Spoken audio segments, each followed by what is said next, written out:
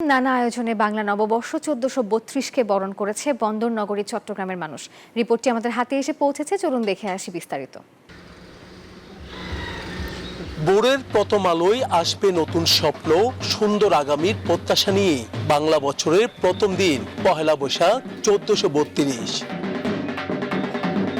নাচে গানে আর কবিতার সুরে সুরে নতুন সূর্যকে বরণ করেন চট্টগ্রামবাসী।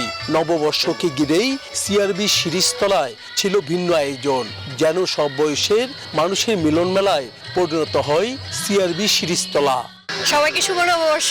আমার খুবই ভালো লাগছে পয়লা বৈশাখের উদযাপন দেখে। আমার কাছে মনে হচ্ছে যে নতুনভাবে নতুন একটা দিনের শুরু হলো আজকে। আমরা চাই কি বাংলাদেশের গ্লানিগুলো সব মুছে যাক, বাংলাদেশে একটি নতুন জায়গায় পৌঁছে যাক, অসম্প্রদায়িক বাংলাদেশের যে চেতনা সবার ঘরে ঘরে পৌঁছে যাক। এখানে অনেক মত পথ আছে, কিন্তু আমরা আবার সকলে মিলে একসাথে হয়ে আমাদের পথটা রচনা করি। বান্ডেল থাকলে প্রতি সেনমানিতে টাকা বাঁচবে। বিকাশ সেনমানি বান্ডেল কিনে জিতুন প্রতি লেনদেনে। সব বয়সের মানুষের আনন্দ উচ্ছ্বাস দেখে খুশি আয়োজকরা।